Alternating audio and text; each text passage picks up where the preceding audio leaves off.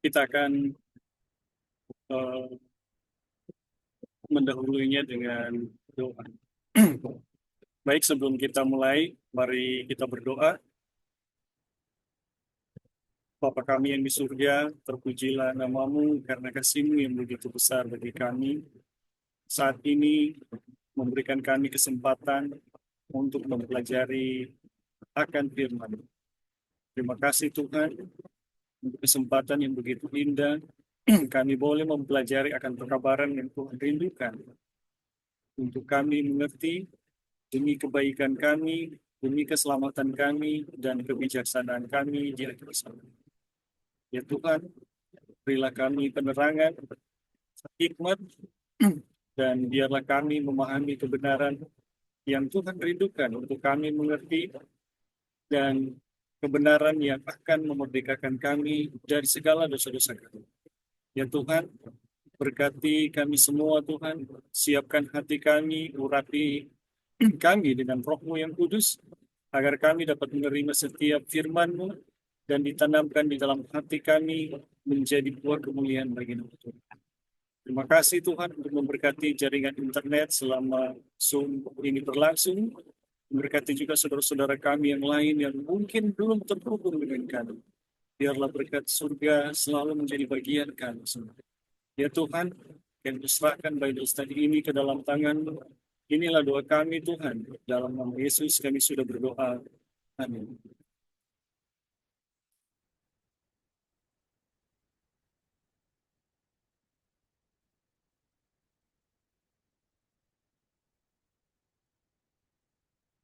Baik, selamat pagi saudara-saudara. Saat ini kita akan melanjutkan pembelajaran kita dalam buku Everlasting Covenant. Kita sudah memasuki judul yang baru ya. Judul yang baru dengan judul Israel sebagai bangsa misionaris ya. Dan kita saat ini sudah memasuki pada eh, pembahasan, kita sudah masuk ke pembahasan yang terakhir kita adalah pengaruh dari khotbah di Mesir ya.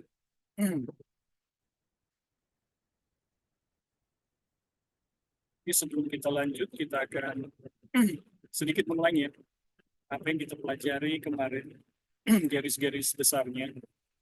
Jadi yang kita pelajari kemarin, garis besarnya yang pertama adalah satu, berkat yang Tuhan berikan ya kepada umatnya adalah dibagikan kepada orang atau bangsa yang lain. Jadi berkat yang Tuhan berikan kepada umatnya adalah untuk dibagikan kepada orang lain atau bangsa yang lain. Jadi ketika Tuhan memberkati satu orang atau satu umat, itu tidak hanya untuk umat itu sendiri atau orang itu sendiri, tetapi itu untuk dibagikan kepada orang yang lain. Ya. Itu untuk dibagikan kepada orang yang lain atau kepada bangsa yang lain. Nah, yang kedua adalah rencana Tuhan agar dirinya dapat dikenal oleh semua orang, ya, karena mengenal Tuhan itu adalah hidup yang kekal. Jadi yang kita pelajari kemarin adalah rencana Tuhan adalah dengan memilih ya satu umat pilihan, Tuhan menginginkan seluruh bangsa di bumi itu mengenal Dia.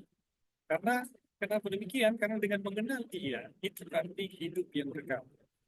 Kemudian Allah memilih bangsa Israel, ya, bukan berarti bahwa Ia hanya mengasihi mereka atau lebih mengasihi, eh, bukan hanya mengasihi mereka atau lebih mengasihi mereka dibandingkan bangsa-bangsa yang lain. Jadi, jika Tuhan memilih bangsa Israel, bukan Tuhan pilih kasih ya, atau menganak-enaskan bangsa Israel, ya. Tetapi hal itu karena supaya mereka dapat menjadi alat untuk menyatakan kasihnya dan Allah dapat lebih dikenal dengan perantara. Itu Tuhan memilih bangsa Israel dan karena Tuhan begitu mengasihi, hanya begitu mengasihi bangsa Israel ya. Tidak, Tuhan sangat mengasihi bangsa Israel termasuk semua bangsa ya. sangat mengasihi. Nah, ketika Tuhan memilih mereka, itu dengan maksud supaya kasih yang sama itu bisa dikenal juga oleh bangsa-bangsa yang lain. Kemudian yang keempat adalah pemikiran bahwa Allah pernah bersikap eksklusif, ya, dan bahwa ia hanya membatasi belas kasihan dan kebenarannya kepada satu umat secara khusus, ya, adalah sangat tidak sesuai dengan karakter. Jadi teman-teman, ketika ada pemikiran ya bahwa Tuhan itu hanya memilih satu umat secara eksklusif, ya, dan membatasi kasihnya dan kebenarannya, ya, hanya kepada umat itu, tidak kepada yang lain. Nah, ternyata apa yang kita pelajari kemarin ini merupakan sesuatu yang sangat tidak sesuai dengan karakternya. Jadi karakter Tuhan itu inklusif ya, bukan eksklusif. Ia mengasihi semuanya, ya. Tidak hanya pilih-pilih satu satu umat atau satu orang ya, atau satu kelompok. Baru yang berikutnya adalah salah satu fakta Alkitab adalah kisah keselamatan Rahab. Nah, dari kisah keselamatan Rahab ini kita belajar tentang bagaimana Tuhan ya itu tidak eksklusif ya, tidak hanya mau mengasihi bangsa Israel ya. Dari dari kisah itu ya menjelaskan bagaimana Tuhan itu eh, tidak hanya memilih bangsa Israel tapi juga bangsa kafir ya. Tetapi sayangnya kita tahu bersama bangsa kafir yang ada di Yeriko hanya Rahab yang diselamatkan. Jadi sekalipun hanya Rahab yang dijelaskan dari bangsa Yeriko, tapi itu cukup menjelaskan kepada kita bahwa Tuhan tidak hanya mengasihi bangsa Israel, tapi juga bangsa Yeriko sebenarnya. Kalau bangsa Yeriko itu punya sikap yang sama ya, sikap yang sama dengan Rahab, ya semuanya diselamatkan.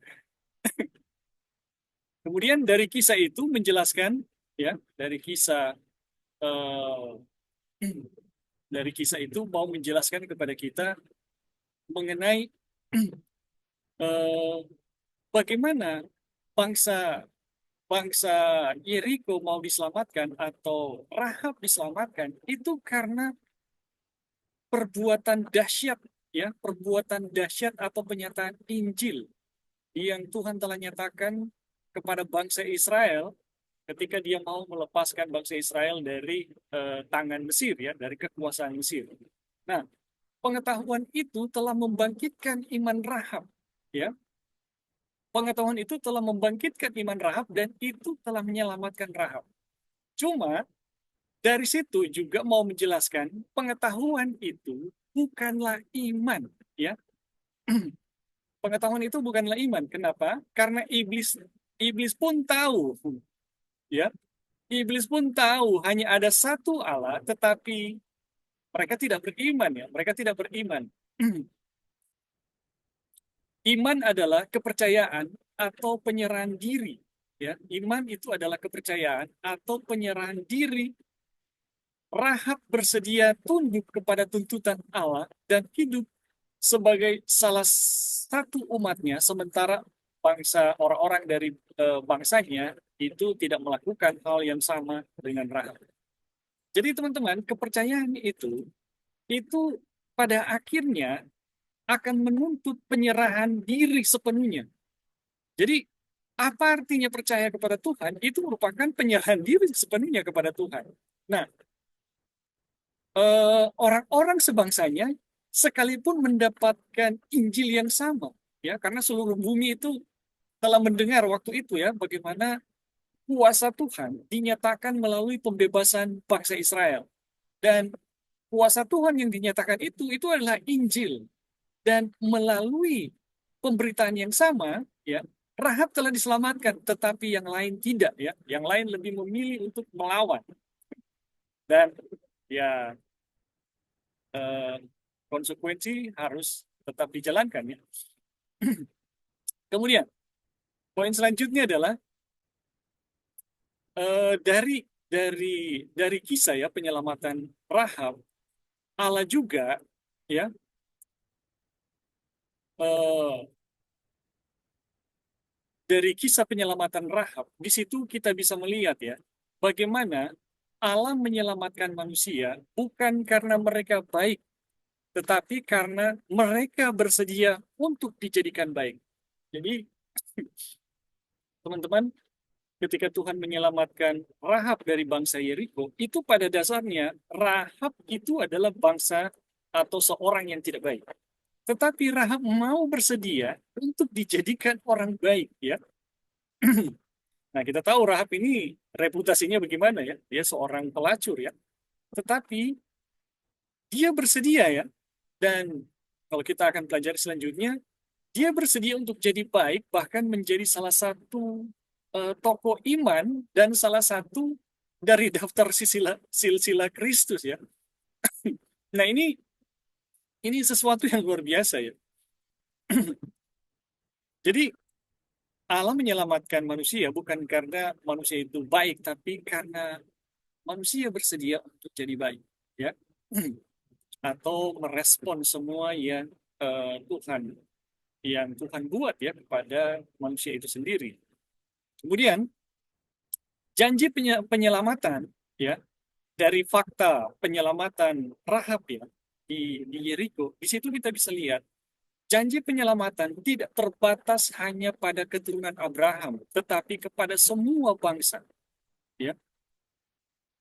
Jadi janji penyelamatan itu tidak terbatas hanya pada keturunan Abraham, tetapi kepada semua bangsa manusia, apapun rasnya dan kondisinya. Jadi teman-teman, fakta penyelamatan Rahab, ya, fakta penyelamatan Rahab ini merupakan fakta bahwa keselamatan itu nggak hanya untuk satu bangsa, ya, yang namanya umat pilihan, tetapi siapapun, ya, Tuhan pilih. Dan bagaimanapun kondisinya, ya, itu tetap merupakan sasaran penyelamatan. Cuma respon dari eh, bangsanya atau orang-orang selain Rahab dari bangsanya itu memilih untuk melawan. Ya, dan akhirnya penghukuman Tuhan harus dilaksanakan. Kemudian bahwa Tuhan sangat This is too peduli. big for you.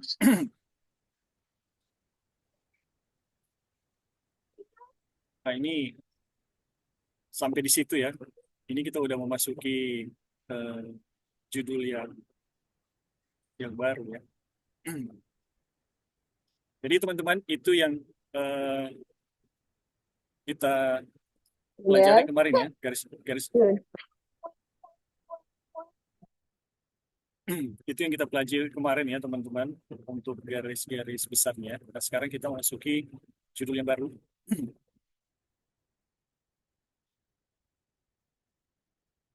Kepedulian Tuhan untuk semua manusia.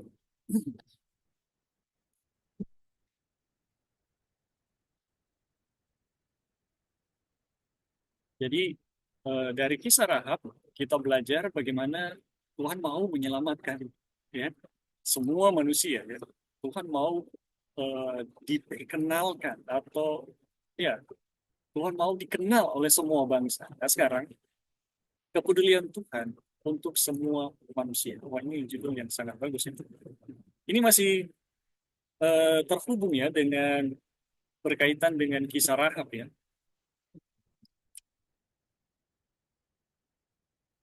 Jadi kepedulian Tuhan untuk semua manusia. Hal yang istimewa dalam catatan tentang Rahab ini adalah bahwa Allah tidak menutup dirinya kepada bangsa Yahudi. Ya, ini sangat prinsip sekali, ya, teman-teman.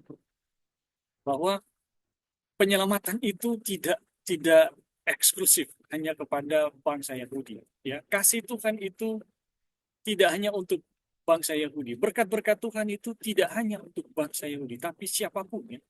Di sini, dimanapun ada penduduk Kanaan yang menyembah berhala, yang mau mengakui Allah, pada saat itu juga ia terdaftar di antara umat Allah. Waduh, ini luar biasa, ya.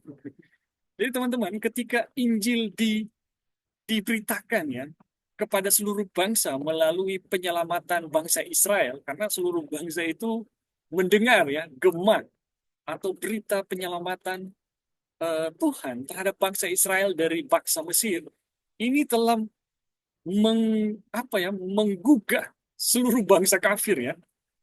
Dan dimanapun ya, ada penduduk Kanaan yang menyembah berhala, yang mau mengakui Allah, pada saat itu juga ia terdaftar di antara umat Allah. Wah, ini luar biasa ya. Pelajaran ini tidak hanya bersifat teoritis, intinya adalah bahwa janji kepada Abraham mencakup sebentar ya.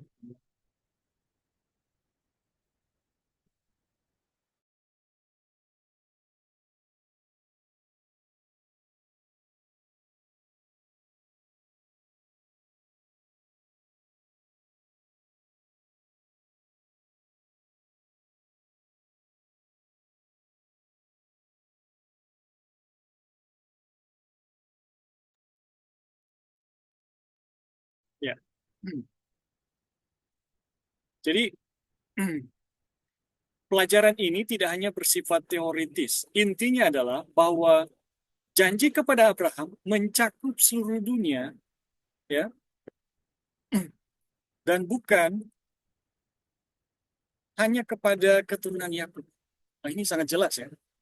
Tetapi juga secara tetapi juga secara praktis menguatkan dan mengangkat hati.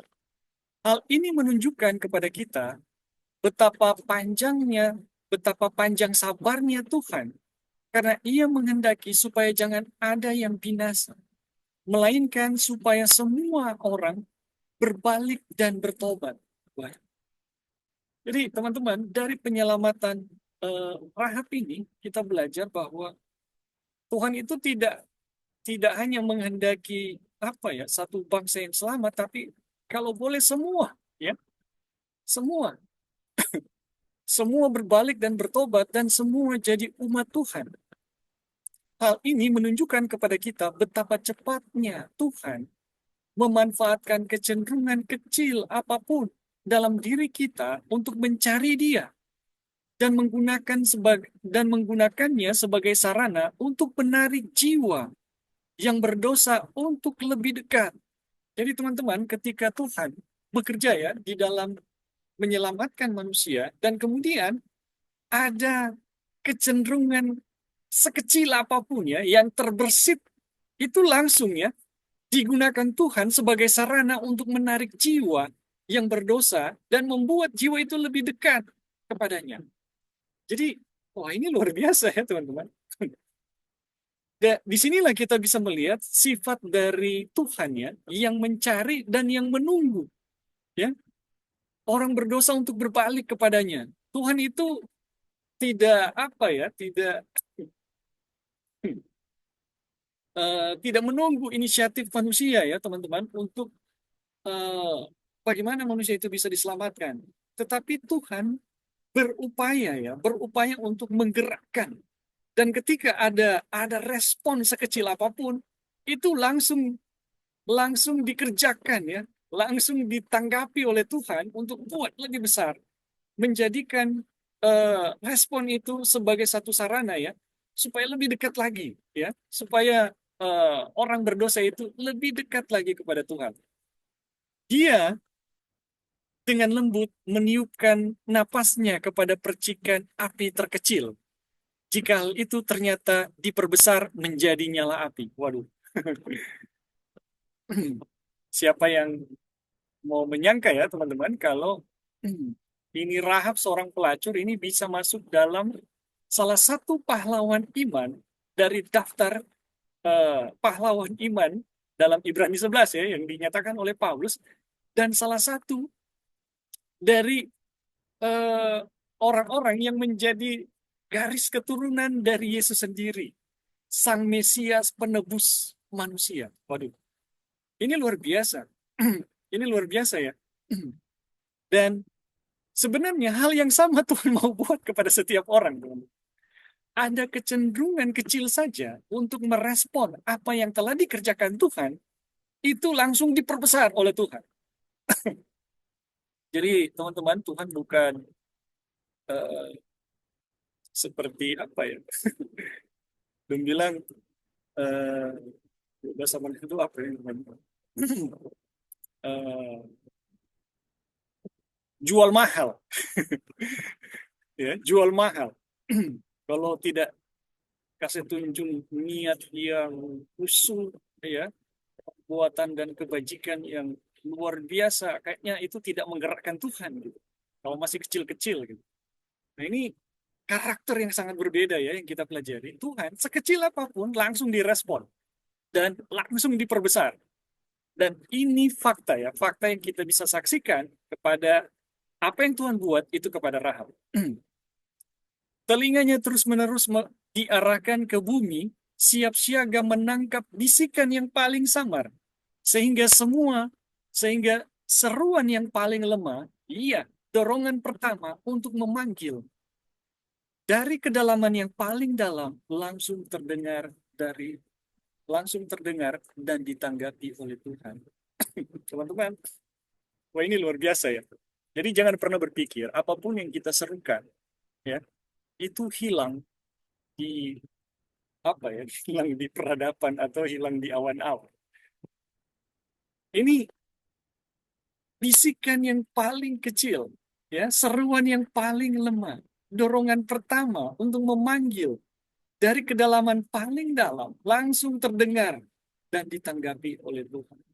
Dan teman-teman, ini kita bisa saksikan ya pada waktu Daniel berdoa dan Daniel puasa ya dan berdoa dan dia mendapatkan jawabannya pada hari yang ke-21. Dan tegas ya, tegas ketika malaikat datang ya kepada Gabriel ya, malaikat datang kepada Daniel, eh, malaikat itu langsung memberitahu sebenarnya pada saat pertama kali Daniel berdoa, jawaban itu langsung diberikan ya. Tuhan langsung merespon. Jadi Gabriel itu langsung diutus pada saat Daniel berdoa pertama kali ya, teman-teman. Jadi ketika Daniel berdoa dan dia pikir tidak ada jawabannya, tapi jawabannya diberikan pada hari ke-21 ya. Seolah-olah, aduh Tuhan tidak bekerja apa-apa, teman-teman. Tetapi dari fakta Daniel, doanya dijawab, ya, pada hari ke-21 mau menjelaskan kepada kita bahwa apa yang dijelaskan oleh malaikat dari hari pertama pun pada saat Daniel berdoa, dia telah menemukan jawabannya. Dia telah mendapatkan jawabannya. Jadi Gabriel langsung diutus ya untuk berperang melawan Raja Persia. Nah, kita tahu ini bukan cuma raja biasa ya. Maksudnya ya ini adalah peperangan rohani ya, teman-teman.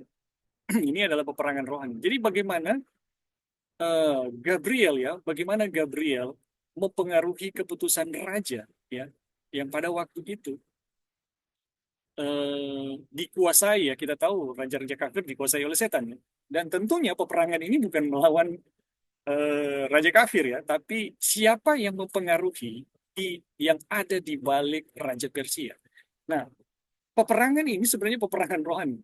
Jadi ketika ketika Daniel berdoa masih hari pertama itu udah ada jawabannya.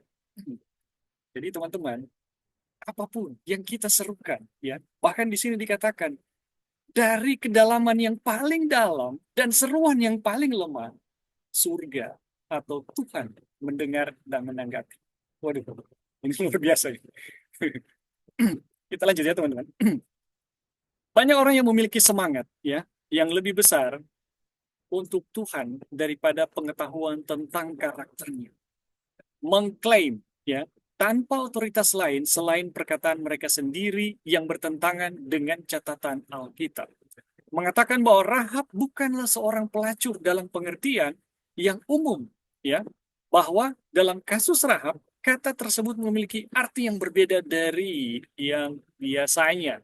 Nah, ini ada orang-orang tertentu ya yang mungkin sangat memuja penghormatan manusia. Tidak mungkin Rahab itu seorang pelacur. Masakan eh, juru selamat itu lahir dari pelacur ya. Mereka berpikir bahwa akan mencemarkan nama baik Kristus ya. Jika mengatakan bahwa wanita seperti itu adalah nenek moyangnya menurut daging dan lupa bahwa alasan utama mengapa Kristus memiliki nama di atas segala nama adalah karena dia membuat dirinya tidak memiliki reputasi atau mengosongkan dirinya. Waduh, ini luar biasa. Fakta bahwa dia sendiri berasal dari sumber yang demikian, ya, ini ini ini yang perlu kita perhatikan ya. Fakta bahwa dia sendiri berasal dari sumber yang demikian atau dari keturunan pelacur menunjukkan bahwa ada pengharapan bagi mereka yang paling hina, ya. Ia menegakkan orang-orang yang hina dari dalam debu dan mengangkat orang yang miskin dari lumpur untuk mendudukkan dia bersama-sama dengan para bangsawan, bersama-sama eh, dengan para bangsawan ya, bangsawan bangsanya.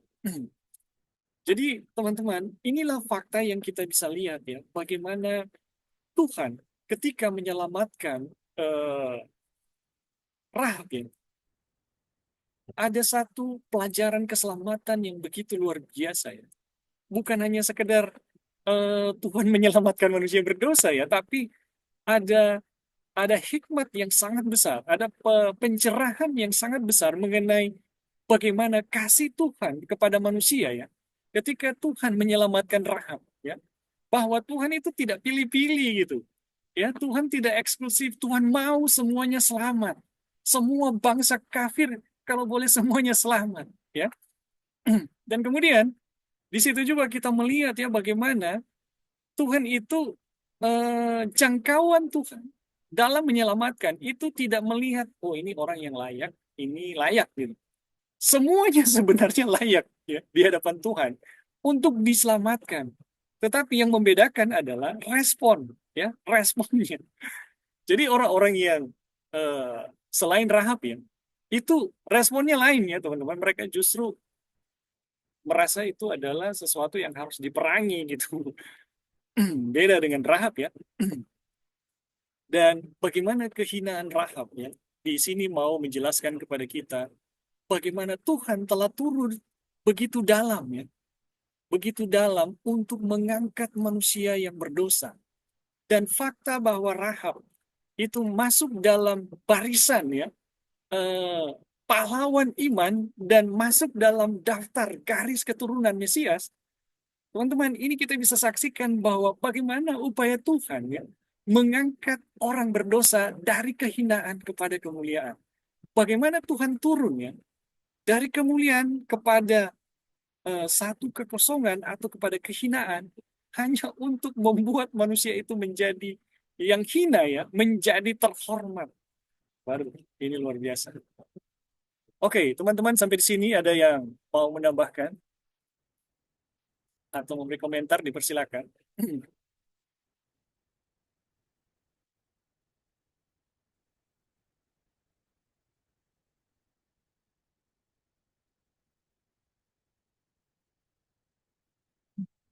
Ada teman-teman yang mau memberi tambahan, silakan.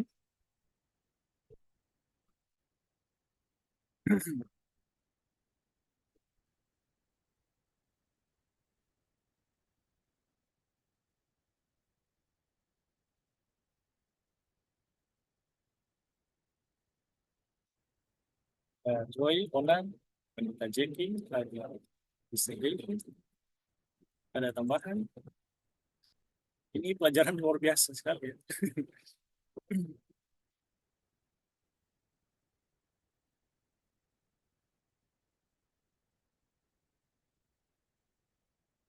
Oke, kalau masih belum ada, Halo, oh ya, silakan. ya dari subtopik ini ada satu kalimat yang bagus sekali ya. Di yang pertama mengatakan hal yang istimewa dalam catatan tentang Rahab ini adalah bahwa Allah tidak menutup dirinya kepada bangsa Yahudi. Dimanapun ada penduduk Kanaan yang menyembah berhala, yang mau mengakui Allah, pada saat itu juga ia terdaftar di antara umat Allah. Jadi di sini dituliskan yang mau mengakui Allah. Kalau kita lihat em, pernyataan siapa Rahab di dalam Yosua, di dalam Yosua 2 ayat 9 ayat dan 11 itu, di terakhir Rahab mengatakan, sebab Tuhan Allahmu ialah Allah di langit di atas dan di bumi di bawah. Jadi kita lihat ya, Rahab ini disebut orang beriman kan, dan ternyata sesederhana itu ya, em, kalau bisa dibilang sesederhana sesederhana itu dengan mengakui Tuhan. Tuhan adalah Allah di langit dan di bumi. Dengan mengakui ini, Rahab itu masuk di dalam daftar orang yang beriman dan dia diselamatkan. Dan di sini dibilang dengan mengakui Tuhan, kita itu masuk di dalam umatnya. Jadi mengakui Tuhan, dan kita lihat ya bagaimana Rahab ini bisa mengakui Tuhan, karena ada rasa, kalau baca pernyataannya di Yosua 2 ayat 9 sampai 11, ada rasa, kalau saya bisa bilang itu rasa merasa diri lemah dan tidak berdaya ya. Kemudian dia mengakui bahwa hanya Tuhannya bangsa Israel itu Allah yang bisa menyelamatkan, Allah di bumi, di langit dan di bumi. Jadi ada rasa itu dulu. Jadi untuk mengakui Tuhan kita memang harus ada rasa dulu kita nggak berdaya dan lemah gitu, baru kita bisa mengakui Tuhan. Karena kalau kita dalam perasaan saya itu hebat, kuat dan lain-lain, aduh susah sekali untuk mengakui Tuhan. Dan kita memang lihat ya kenyataannya di kenyataannya memang seperti itu, orang-orang yang merasa benar dan itu akan mengakui dirinya bukan mengakui Tuhan. Jadi pengakuan ini pengakuan Tuhan itu luar biasa, akan membawa kita kepada iman dan keselamatan dan menjadi bagian dari umat Tuhan. Baik, itu aja. Terima kasih. Ya, baik, terima kasih Sister Devi untuk tambahannya. Dan itulah mungkin ya yang kita lihat ya, fakta yang kita lihat dari bangsa Yeriko selain Rahab ini, yang berperang melawan bangsa Israel. Sebenarnya kegentaran yang eh, kegentaran ya yang telah terjadi karena bagaimana Tuhan menyelamatkan bangsa Israel dari Mesir itu telah menggentarkan seluruh seluruh bumi, ya, teman-teman. Dan sebenarnya masih lebih apa ya, kita bisa bilang masih lebih mudah untuk mengakui bahwa ya kita kalah, kita nggak ada kekuatan. Padahal Mesir waktu itu adalah eh, ya berdasarkan data sejarah ya adalah penguasa bumi dan Tuhan telah taklukkan penguasa bumi. Nah, ini kerajaan-kerajaan yang lain itu tidak merasa bahwa itu cukup untuk Tuhan melakukan hal yang sama. Malahan mereka mungkin bertaruh ya, siapa tahu orang untung gitu. Dan inilah yang terjadi ya, merasa diri cukup kuat sehingga tidak bisa mengakui Tuhan seperti yang dilakukan oleh Rahab ya, karena dia merasa tidak berdaya ya, seperti yang tadi sudah disampaikan oleh Sister Devi. Karena merasa tidak berdaya, akhirnya dia mengakui Tuhan. Tuhanlah penguasa langit dan bumi. Ya, Tuhan berkuasa atas segala sesuatu.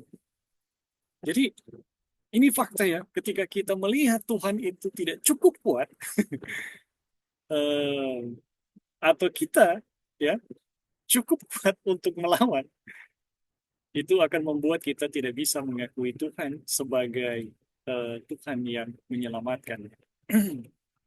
Oke, terima kasih Sister Devi. Apa ada lagi yang mau memberi tambahan atau tanggapan? Dipersilakan.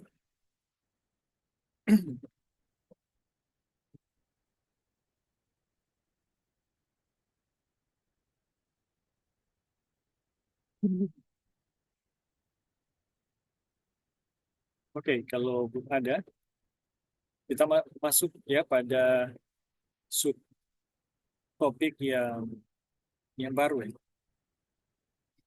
Semua orang Israel akan menjadi imam. Rancangan Allah bagi Israel adalah agar mereka memberitakan Injil ke seluruh dunia. terlihat dari fakta bahwa jika mereka tinggal dalam perjanjiannya, mereka akan menjadi kerajaan imam. Mereka semua harus menjadi imam Allah. Ini kalau teman-teman ingat ya, perjanjian yang Tuhan buat pada Keluaran 19 ya, Keluaran 19, apabila bangsa Israel mendengarkan firman dan memegang perjanjiannya, maka mereka akan menjadi imam, ya, menjadi satu kerajaan imam, menjadi yang paling disayangi ya, oleh Tuhan dari seluruh muka bumi dan menjadi kerajaan imam. Ya, mereka semua harus menjadi imam Allah. Dengan demikian, pekerjaan seorang imam dijelaskan dalam Maliaki 2 ayat 5 sampai 7 di mana Allah berfirman tentang Lewi ya. Perjanjianku dengan dia pada satu pihak ialah kehidupan dan sejahtera dan itu kuberikan kepadanya. Pada pihak lain ketakutan dan ia takut kepadaku dan gentar terhadap namaku. Ya, pengajaran yang benar ada di dalam mulutnya dan kecurangan tidak terdapat dalam bibirnya. Dalam damai sejahtera dan kejujuran ia mengikuti aku dan banyak orang dibuatnya berbalik daripada kesalahan. Sebab bibir seorang imam memelihara pengetahuan dan orang mencari pengajaran dari mulutnya, sebab dialah utusan Tuhan semesta alam. Nah, jadi teman-teman, rancangan Tuhan bagi bangsa Israel adalah menjadi imamnya Tuhan. Dan pekerjaan imam itu adalah membuat ya banyak orang itu berbalik daripada kesalahan.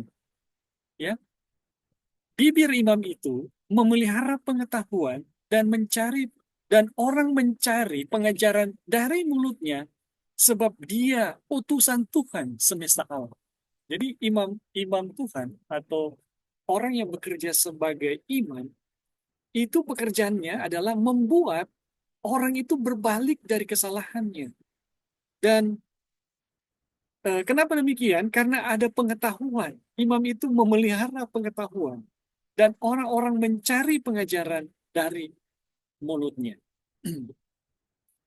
Sebab dia adalah utusan Tuhan semesta alam.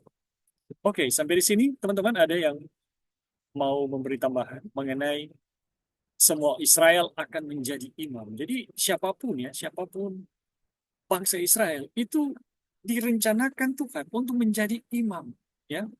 Dan demikian juga ya teman-teman dengan kita yang memegang perjanjian Tuhan, yang mendengarkan firman Tuhan dan memegang perjanjian Tuhan yang sama seperti yang dilakukan oleh Abraham dan tokoh-tokoh Alkitab yang lain, itu direncanakan Tuhan untuk menjadi imam Tuhan. Dan pekerjaannya adalah membuat orang berdosa itu berbalik ya dari kesalahannya. Karena ada pengetahuan yang benar di dalam bibir seorang imam. Ya. Oke, sampai di sini ada teman-teman yang mau memberi tambahan atau komentar, dipersilahkan.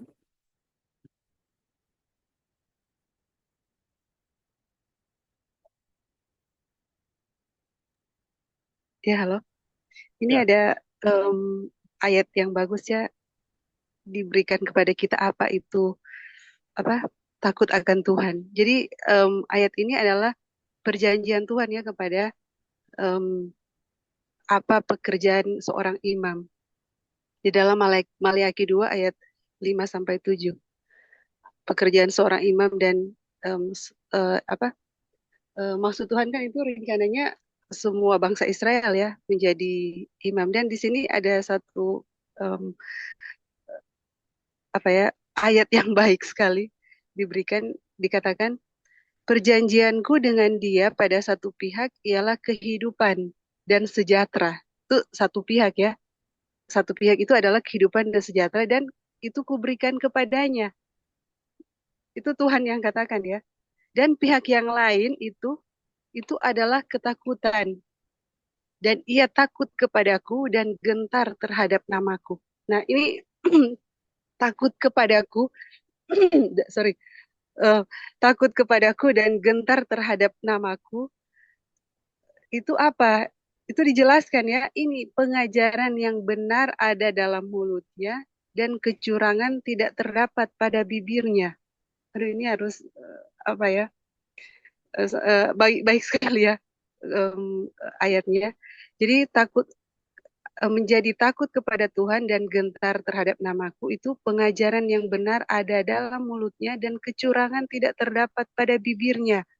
Dalam damai sejahtera dan kejujuran ia mengikuti aku dan banyak orang dibuatnya berbalik daripada kesalahan. Aduh, jadi itu jadi ayat yang bagus ya untuk kita semua. Terima kasih. Baik, terima kasih untuk tambahan dari Sister Devi. Jadi dari bacaan tadi ya, saya terpaku pada pada apa ya, kata-kata di sini ya.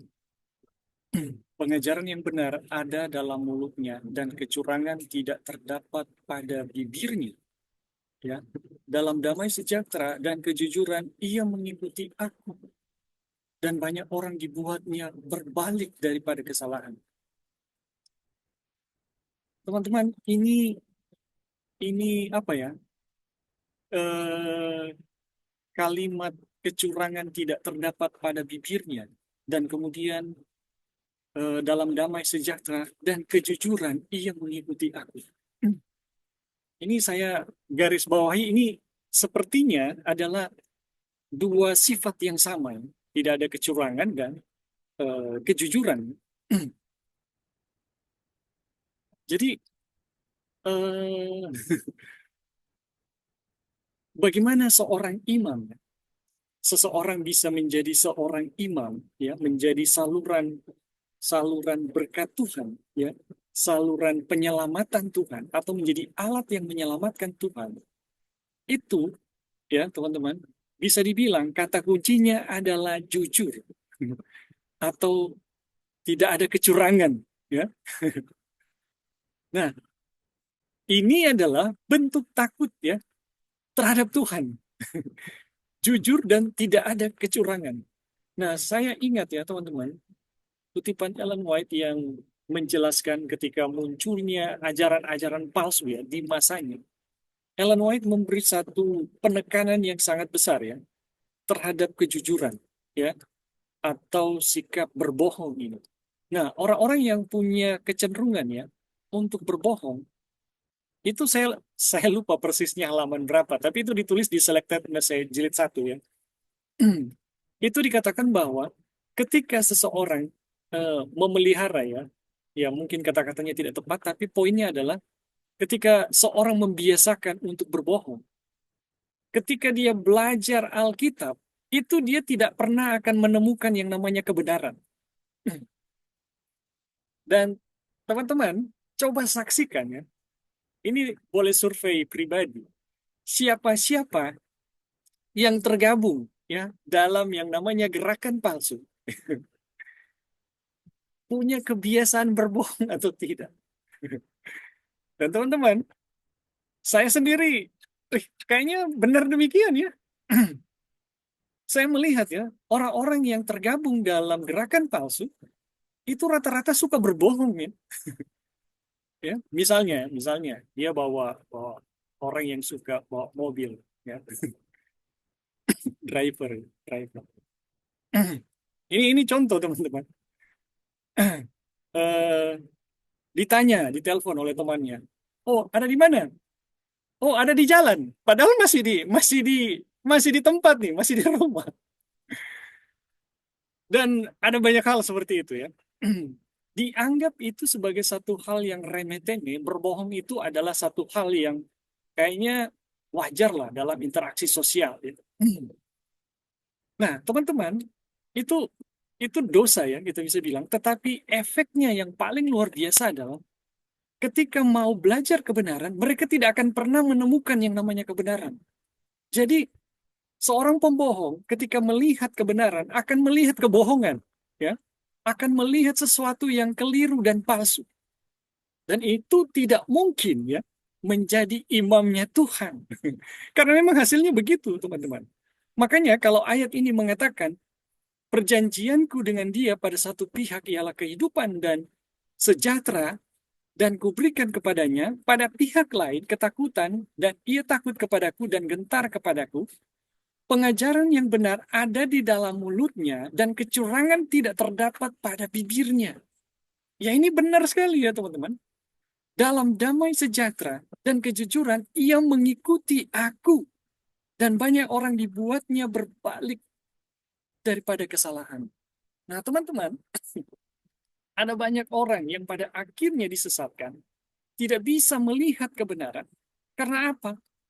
Ya mentalnya atau mindsetnya itu suka berbohong, teman-teman.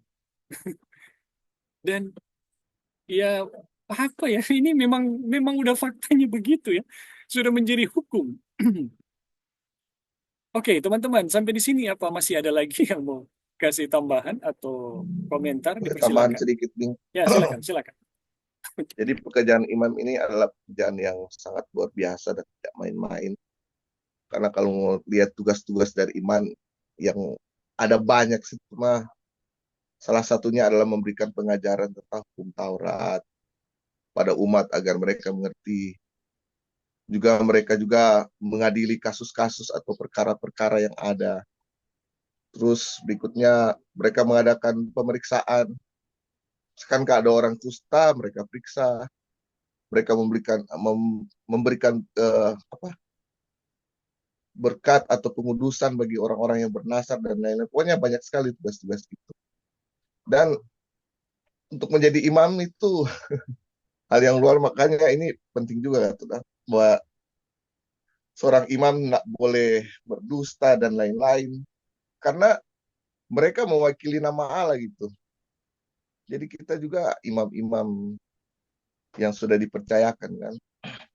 Jadi bagi Tuhan pekerjaan keselamatan itu nggak main-main. Jadi untuk menjadi seorang imam tanggung jawabnya sangat besar. Makanya tadi Devi tadi bilang, orang benar-benar harus merendahkan diri. Nggak boleh angku atau apa. Karena orang manusia yang cenderung untuk berbuat kesalahan. Jadi penyerahan sepenuhnya pada Tuhan itu sangat penting sekali. Itu aja, Bing. Ya, baik, terima kasih untuk Brother Onang. Dan tanggapan dari Brother Onang ini membawa pikiran saya pada keadaan kepemimpinan ya, di dalam jemaat. Saya akhir-akhir ini ya pergi ke berbagai jemaat ya, dan saya temui sama teman-teman. Ada krisis kepemimpinan ya, dan kayaknya sama ya, kayaknya sama ya. Seperti yang dijelaskan dalam ayat ini ya. Saya bukan menghakimi ya, tapi ini adalah firman Tuhan ya yang menyatakan. Jadi yang menjadi imam itu adalah yang jujur, yang tidak curang ya. Dan ini menjadi masalah besar dalam kepemimpinan kita ya, dalam organisasi kita. Ini keluhan di berbagai jemaat ini. Aduh, luar biasa ya. Nah, saya teringat ya teman-teman, bagaimana eh, terjadinya korup di zaman zaman Yesus ya. Jadi ada orang-orang dari yang sudah jauh ya, yang sudah datang jauh-jauh dari desa mereka ya, dari kampung mereka, dari suku mereka itu ke Ka'bah ya, dan kemudian diperiksa oleh imam-imam. Oh, ini bercacat. Karena imam yang menentukan teman-teman, ini domba ini layak mau dipersembahkan atau tidak. Oh, bercacat. Jadi ya dianggap tidak layak gitu. Tapi itu dikumpulkan kepada imam-imam gitu. Nah, kemudian domba-domba ini ya, ini jadi barang dagangan teman-teman. Jadi sumber penghasilan. Aduh, luar biasa ya. Dan seterusnya dan seterusnya. Karena tidak jujur dan kecurangan ya teman-teman. Makanya terjadinya korup ya di di dalam dunia keimamatan ya. Tetapi yang menjadi imam Tuhan itu adalah imam yang eh, tidak ada kecurangan dan di dalam dirinya itu selalu ada kejujuran, ya, tidak ada kebohongan. Oke, teman-teman, apa masih ada lagi yang mau memberi tambahan sebelum kita lanjut?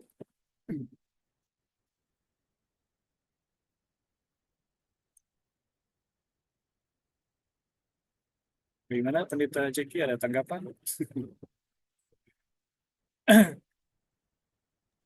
Belum, brother. Lanjut. Iya, iya.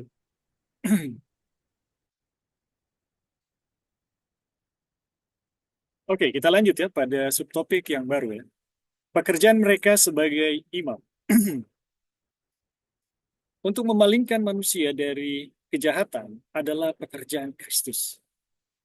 Ya, melalui kebangkitannya. Jadi tadi kita eh, sudah ikuti ya bahwa imam itu membalikkan orang berdosa dari kejahatan. Tetapi untuk memalingkan manusia dari kejahatan itu adalah pekerjaan Kristus. Jadi imam-imam ini mewakili atau akan digunakan oleh Kristus ya. Adalah pekerjaan Kristus melalui kebangkitannya. Oleh karena itu, pekerjaan imam yang sejati hanyalah memberitakan Injil untuk memberitakan juru selamat yang hidup yang ada di dalam dirinya terdapat hukum yang hidup ya, hukum yang hidup yang sempurna yang mentobatkan jiwa. Jadi pekerjaan imam itu adalah pekerjaan Kristus. Oleh karena itu, pekerjaan imam yang sejati hanyalah memberitakan Injil ya, untuk memberitakan juru selamat yang hidup di dalam dirinya terdapat hukum yang hidup yang sempurna yang mempertobatkan jiwa. Jadi teman-teman, pekerjaan imam adalah bagaimana memberitakan juru selamat yang hidup ya, yang di dalam dirinya terhadap hukum yang hidup yang sempurna yang mentobatkan jiwa. Jadi, wah ini udah pesan ya, pesan utama ya, baik dalam pekabaran malaikat ketiga atau dalam grup kita ya. Ini sudah keterlaluan kalau kita masih memberitakan yang lain ya. Jadi Injil itu fokusnya adalah kepada Kristus sebagai juru selamat.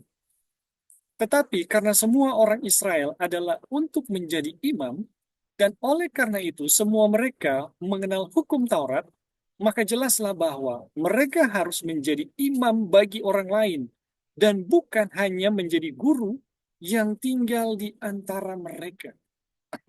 Jadi teman-teman, karena pekerjaan imam itu memberitakan Injil ya, itu imam itu tidak hanya untuk mereka gitu ya. Imam itu pekerjaannya itu menjadi guru yang tidak tinggal hanya untuk mereka, tetapi bagi orang lain, siapapun ya. Nah, kita akan ikuti ya. Kita akan ikuti ya. Kemana sebenarnya ini ketika seandainya bangsa Israel itu menerima ya, menerima. Jika mereka menerima tawaran Allah dan puas untuk tinggal di dalam perjanjiannya dan bukannya bersikeras pada salah satu dari milik mereka sendiri. Nah, ini kalimat ini ketika saya terjemahkan dalam AI ya, dalam Google ya yang menggunakan AI, ini bersikeras pada perjanjiannya. Wah, kayaknya lebih tepat ya.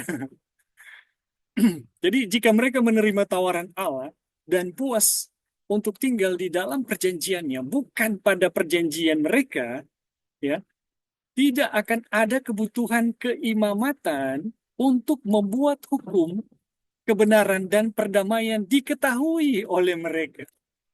Jadi teman-teman, kalau sekiranya ya, pekerjaan imam ini diterima puas pada perjanjian Tuhan, tidak akan ada kebutuhan ya akan keimamatan, kebutuhan akan keimamatan untuk membuat hukum kebenaran dan perdamaian diketahui oleh mereka. Mereka semua akan mengetahui kebenaran. Jadi bukan Tuhan mau ingatkan ya, seperti 10 hukum ya, yang kita tahu itu diingatkan. Tetapi mereka semua sudah pasti ya akan mengetahui kebenaran, dan sebagai konsekuensinya mereka semua akan merdeka. Tetapi jabatan seorang imam adalah untuk mengajarkan hukum, dan oleh karena itu adalah hal yang positif bahwa tujuan Allah dalam membawa Israel keluar dari Mesir adalah untuk mengutus mereka ke seluruh dunia untuk memberitakan Injil. Jadi sebenarnya teman-teman, kalau mereka tanggap ya dengan apa yang Tuhan, dengan perjanjian Tuhan ya, tujuan mereka adalah untuk memberitakan Injil ya, bukan menginvasi, bukan menjajah gitu. Waduh, ini luar biasa. Nah, kita akan ikuti ya teman-teman. Jadi kalau sekiranya bangsa Israel tahu perjanjian Tuhan ya, tahu perjanjian Tuhan dan tinggal di dalam perjanjian itu, dan mereka tidak buat perjanjian mereka sendiri, teman-teman, tidak ada kebutuhan ya di mana mereka harus diserukan tentang hukum Tuhan ya di Sinai. Tidak ada. Itu diucapkan karena ketidakpercayaan mereka ya. Karena ketidakpercayaan mereka. Nah, konsekuensinya mereka semua akan merdeka ya kalau mereka itu tetap berpegang pada perjanjian Tuhan, mendengarkan firman dan pegang. Konsekuensinya mereka akan merdeka ya. Tetapi jabatan seorang imam adalah untuk mengajarkan hukum, dan oleh karena itu adalah hal yang positif bahwa tujuan Allah dalam membawa Israel keluar dari Mesir adalah untuk mengutus mereka ke seluruh dunia untuk memberitakan Injil. Nah, jadi teman-teman, tujuan bangsa Israel sebenarnya bukan untuk berperang, tetapi untuk memberitakan Injil, ya, menyelamatkan bangsa-bangsa kafir dari kebinasaan. Oke, teman-teman, kita lanjut dulu ya sebelum ada tambahan. Betapa mudah dan cepatnya tugas ini bagi mereka, didukung oleh kuasa Allah. Jadi Tuhan yang bersumpah, teman-teman, ya, Tuhan yang berjanji akan menjadi kesayanganku, ya, dari seluruh muka bumi, ya, dan aku akan menjadikan kamu itu sebagai kerajaan imam di muka bumi. Kemasyuran dari apa yang telah Allah lakukan di Mesir telah mendahului mereka. Dan ketika mereka berangkat dengan kuasa yang sama, mereka dapat memberitakan Injil dalam kepenuhan kepada orang-orang yang telah siap untuk menerima atau menolak. Waduh, ini luar biasa ya teman-teman. Jadi sebenarnya sekiranya mereka tetap pada perjanjian Tuhan, ya, mereka itu didukung oleh kuasa Tuhan. Kemasyuran dari apa yang telah Allah lakukan di Mesir itu telah mendahului mereka. Dan ketika mereka berangkat dengan kuasa yang sama, mereka dapat memberitakan Injil dalam kepenuhannya kepada orang-orang yang telah siap untuk menerima atau menolak. Meninggalkan istri dan anak-anak mereka yang masih kecil dengan aman di tanah Kanaan, dan pergi berdua-dua sebagaimana Yesus mengutus murid-muridnya ketika mereka hanya membutuhkan waktu singkat untuk membawa Injil ke seluruh pelosok bumi. Waduh, ini luar biasa ya. Jadi sebenarnya, sekiranya bangsa Israel ya teman-teman, itu tetap berpegang pada perjanjian Tuhan, bukan pada perjanjian mereka. Mereka telah menjadi imam Tuhan di tanah Kanaan ya, untuk memberitakan Injil di dalam kepenuhan ya. Karena mereka sendiri ya hidup di dalam kebenaran, di dalam kemerdekaan. Dan kalau mereka hidup di dalam kebenaran dan kemerdekaan, itu berarti mereka hidup di dalam kuasa yang penuh ya. Jadi ini bangsa Israel ya, mereka akan meninggalkan istri dan anak mereka yang masih kecil dan dengan aman di tanah Kanaan pergi berdua-dua sebagaimana Yesus mengutus murid-muridnya. Mereka hanya membutuhkan waktu singkat untuk membawa Injil ke seluruh pelosok bumi. Wah, ini luar biasa ya. Ini kita lanjut dulu ya. Kita lanjut dulu. Karena ini masih sama ya. Masih poin yang sama. Seandainya musuh berusaha untuk menentang kemajuan mereka, satu orang dapat mengalahkan 1000 orang. Dan 2 orang dapat mengalahkan 10.000 orang. Artinya, kuasa hadirat Allah yang menyertai 2 orang saja akan membuat mereka setara dengan 10.000 orang di mata musuh-musuh mereka. Dan tidak ada yang berani menyerang mereka. Meskipun demikian, tidak ada pasukan yang akan mereka hadapi. Waduh, luar biasa. Jadi, teman-teman, ini rancangan Tuhan yang pertama kalau sekiranya mereka berpegang pada perjanjian Tuhan, ya. Mereka bukan pergi untuk menghadapi pasukan dari tanah Kanaan, tetapi mereka dengan kuasa yang penuh, ya, sebagai berkat dari perjanjian itu menjadi misionarisnya Tuhan, ya. Dan ada kuasa yang sangat besar. Nah, di sini dikatakan 1 dapat mengalahkan 1.000 dan 2 dapat mengalahkan 10.000. Nah, di dalam di dalam kisah Alkitab, apakah memang demikian? Ya, memang benar demikian, ya. Peperangan Israel itu sangat tidak bergantung pada jumlah, teman-teman. Itu kita bisa saksikan, ya. Kita bisa saksikan dari peperangan bangsa Israel, ya, yang kalah terhadap bangsa Ai, ya, yang kalah terhadap bangsa Ai, menang terhadap bangsa Yeriko, dan kemudian ada kisah Gideon, ya, yang hanya 300 orang. Tapi itu masih cukup banyak, teman-teman. Ada Yonatan dan bujangnya sebagai pembawa pedang, cuma 2 orang, ya. Cuma 2 orang mampu menghadapi beribu-ribu pasukan Filistin waktu itu. Dan semuanya takluk, teman-teman. Jadi sebenarnya, teman-teman, dari kisah ini, dari kisah-kisah ini mau menunjukkan sebenarnya yang mau berperang, kalaupun mau ada peperangan, itu Tuhan, gitu.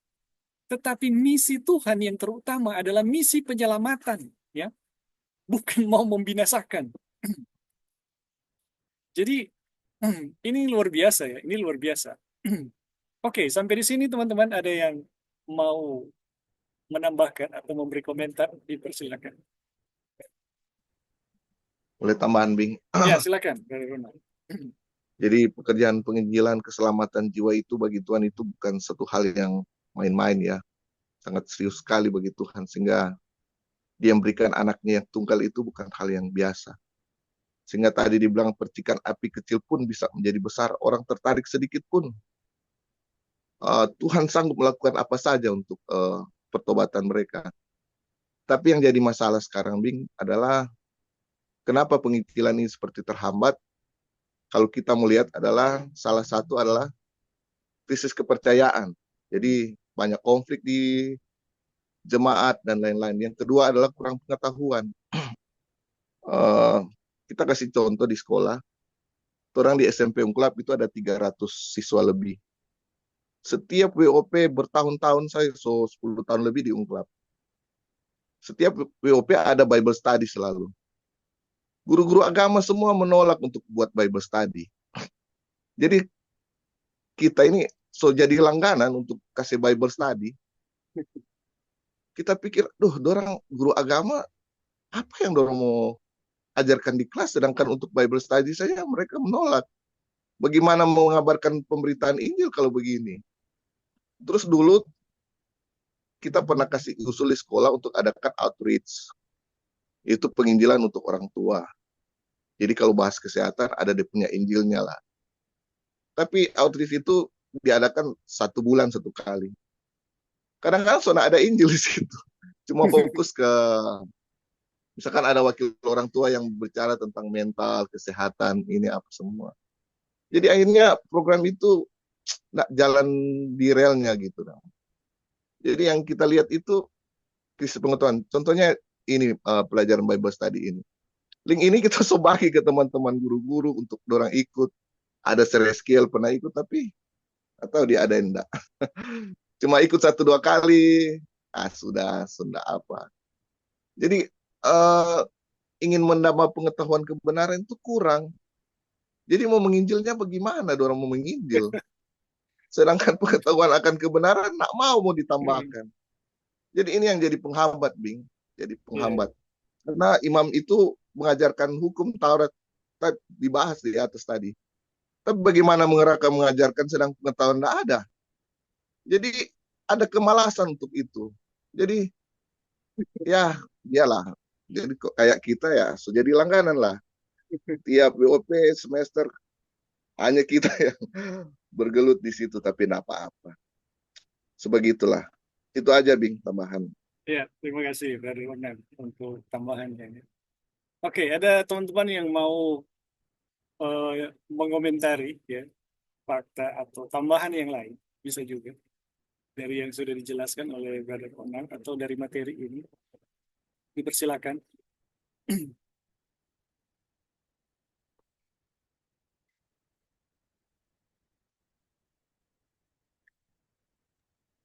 Iya, halo. Kalau apa tanggapan dari Brother Onang tadi memang betul ya. Maksudnya harusnya umat Tuhan itu yang dipercayakan apa firman Tuhan itu banyak belajar tentang Tuhan ya dari apa yang Tuhan telah percayakan. Cuma itu apa ya karena mungkin em, keadaan memang sih saya sendiri bisa menyaksikannya bahwa memang em, sedikit sekali umat Tuhan yang mau belajar ya untuk mengenal tentang Tuhan. Padahal em, di atas telah dikatakan bahwa keuntungan terbesar itu kepada bangsa Israel adalah dipercayakan firman Tuhan, hukumnya. Itu keuntungan terbesar ya. Secara itu harus dimengerti secara rohani. Kalau keuntungan terbesar itu ada di situ. Tapi kan yang ditawarkan dunia itu adalah lain. Kalau yang ditawarkan dunia adalah keuntungan terbesar itu adalah kita memiliki uang yang banyak, kekayaan, jabatan, dan itu akan mendapatkan penghormatan ya, kemuliaan diri dan itu yang banyak dikejar oleh enak gitu, maksudnya rasanya mungkin dikejar oleh manusia. Dan kalau kita sadar ya dari pelajaran ini juga kita disadarkan bahwa itu hal-hal rohani itulah yang harusnya semua kekuatan kita, waktu kita, apa ya kalau bahasa Inggris bilang mungkin itu passion ya, hasrat kita dan apa yang kita kejar harusnya di keuntungan itu yaitu firman Tuhan, hukum itu dinyatakan penuh di dalam diri kita dan kemuliaan Tuhan itu betul-betul dinyatakan dan disaksikan oleh dunia gitu. Jadi tapi kan apa ya manusia lebih suka untuk mencari kemuliaan diri, makanya mereka hal-hal rohani itu buat mereka seperti enggak ada apa-apanya. Padahal aduh sayang sekali ya kalau seperti itu. Padahal kalau waktu lalu kita belajar ya kemuliaan Tuhan itu seperti apa. Aduh itu luar biasa. Seandainya itu penuh di dalam diri manusia, aduh itu akan mendapatkan keuntungan yang um, tidak ternilai ya, itu hidup kekal. Dan dari sini juga kita dikasih tahu ya tadi bahwa um, apa ya kebenaran itu akan memerdekakan kita. Jadi sebenarnya itu gitu. Maksudnya yang harus dikejar itu kebenaran itu karena itu akan memerdekakan kita.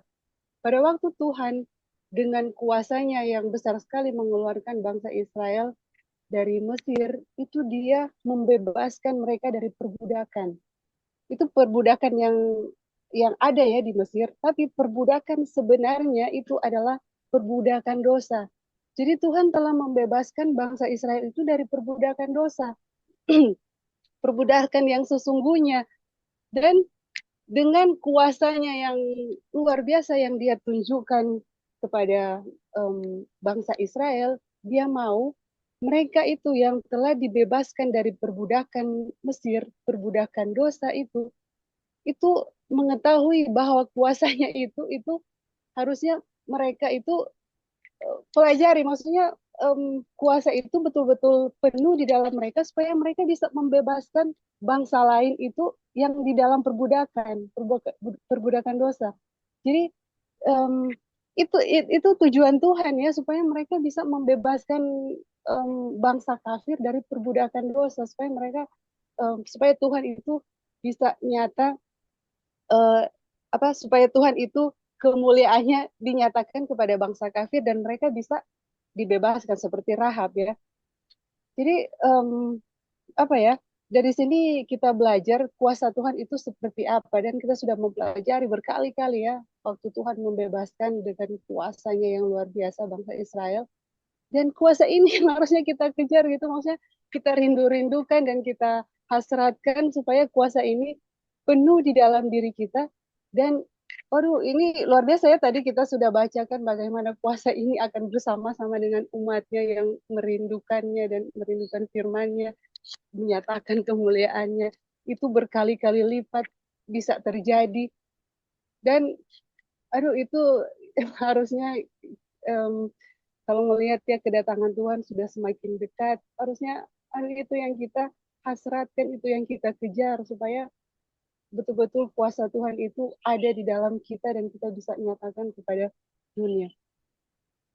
Oke, itu aja. Terima kasih. Ya, baik. Terima kasih untuk Sister Devi untuk apa ya, eh, tambahan ya, dan tanggapan juga. Jadi apa yang dinyatakan oleh Brother Onang tadi, ini realitas ya yang terjadi eh, hampir di semua jemaat. Semua jemaat kayaknya. Ya bukan cuma di institusi eh, ya di institusi pendidikan ya, ada di sana gitu. Ini kayaknya semua gitu. Bahkan bukan cuma itu ya, Brother Onang. Ada satu fenomena yang bisa dibilang mengerikan, cukup mengerikan dan meresahkan. Apa itu? Jumlah anggota yang merosot, ya bahkan ya ada angkanya ini mengerikan loh, angkanya ini mengerikan. Saya pergi ke Makassar ya, itu pemberitahuan tentang angka ini itu sampai ada yang 40, bahkan ada yang 60%. Itu merosotnya keanggotaan jemaat, ya tidak ada minat sama sekali terhadap hal-hal rohani, ya. Kemudian kalau di Sulawesi Utara ya, di kita di Manado sini ada beberapa gereja ya di Minahasa itu tinggal tua-tua, bahkan bukan cuma itu teman, ada yang sudah mau tutup. Udah habis orangnya. Aduh, ini luar biasa ya, sangat-sangat menyedihkan ya, sangat-sangat menyedihkan. Dan sebenarnya pada prinsipnya sama ya. Realitas ketidakminatan duniawi, lebih suka kepada mengejar uang dan lain-lain, itu berasal eh, dari prinsip yang sama. Seandainya bangsa Israel ya tetap berpegang pada perjanjian Tuhan ya dan mendengarkan firman-Nya, mereka akan menjadi seperti yang dirancang oleh Tuhan, menjadi imamnya di bumi ya. Tetapi karena mereka berpegang pada perjanjian mereka ya, yang terjadi adalah ya diri mereka ya, kenyataan-kenyataan diri mereka ya, semua yang berbau diri itu muncul semua ya. Kemurtatan dan kemurtatan, kemerosotan dan kemerosotan itu terjadi dan menjadi realitas ya dari umat Tuhan. Dan ini kita ulangi ya. Ini kita ulangi dalam sejarah kita. Tetapi sejarah ini telah diungkapkan kepada kita, kita mau berdiri di pihak mana gitu. Ya. Ada sejarah kemurtatan, tapi ada juga sejarah kemenangan. Ya, ada rencana Tuhan dan ada rencana yang gagal. Tetapi teman-teman, dari ini ada dua pihak ya, dan di mana kita mau berdiri, ya. Jadi keadaan-keadaan itu bukan tidak bisa dijelaskan, ya. Tetapi pada prinsipnya keadaan-keadaan yang merosot, murtad itu sama. Itu lahir dari perjanjian lama. atau perjanjian manusia untuk menggenapi kebenaran-kebenaran ini. Dan yang terjadi adalah, ya kita udah tahu ya hasilnya seperti apa. Itulah realitas yang sedang kita saksikan ya di berbagai jemaat. Saya waduh, udah cukup banyak ya jemaat yang akhir-akhir berapa bulan ini, karena saya terhubung dengan ada kurang lebih 3 ministry. Jadi ada cukup banyak jemaat teman-teman, dan saya menyaksikan sama kenyataan. Dan aduh, sangat sangat menyedihkan. Dan saya berdoa kepada Tuhan ya, kalau memang saya menjadi bagian dari rencana Tuhan, biarlah Tuhan bertindak sesuai dengan rencana dan firman-Nya di dalam diri saya, di dalam keluarga saya. Aduh, luar biasa ini. Oke, teman-teman, kita lanjut. Oh, ada tambahan. Boleh Silakan. tambahan link sedikit. Ya, silakan. Nah, jadi contoh jemaat saya ya di Agape. Kalau mau potluck, dorang sudah terbagi 2 bagian, 2 kelompok. Kita bilang, kenapa ini jadi perpecahan jemaat? Karena nak mau menginjil. Kenapa nak ada keinginan untuk menginjil? Belajar pengetahuan kebenaran saja nak mau. Diskusi pelajaran, kalau sahabat di hal-hal dasar aja kurang. Dalam diskusi pun ditanya nak bisa jawab apa-apa. Bagaimana mau menginjil? Jadi karena tidak mau menginjil, ya itulah terjadi perpecahan apa. Sampai kita lihat, aduh, lebih lama lebih kurang lagi ini orang-orang di jemaat.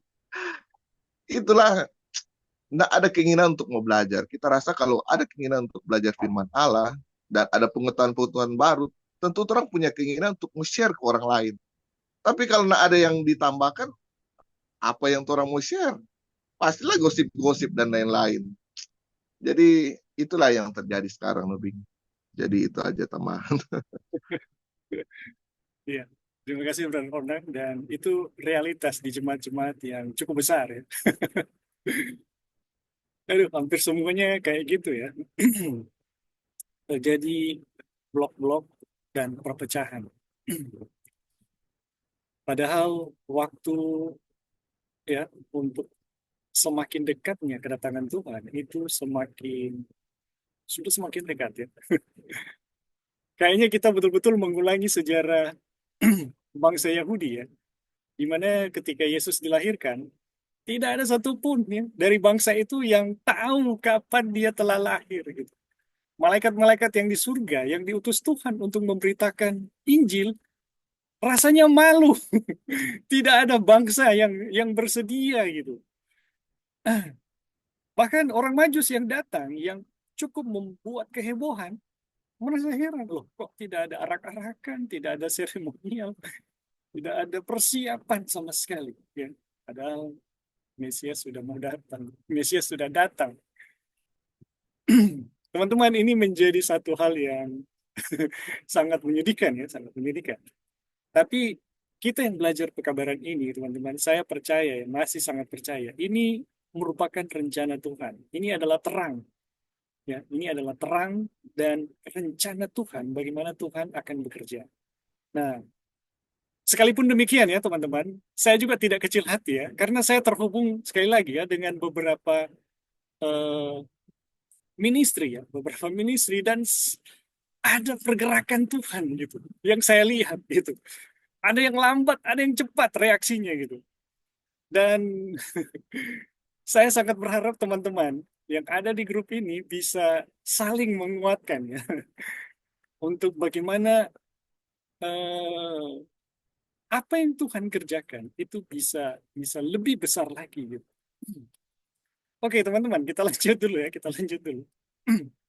Jadi tidak takut dianiaya. Jadi seandainya musuh berusaha untuk menentang mereka, menentang kemajuan mereka, 1 orang dapat mengalahkan 1.000 orang, dan 2 orang dapat mengalahkan 10.000 orang. Artinya kuasa hadirat Allah yang menyertai 2 orang saja akan membuat mereka setara dengan 10.000 orang di mata musuh mereka.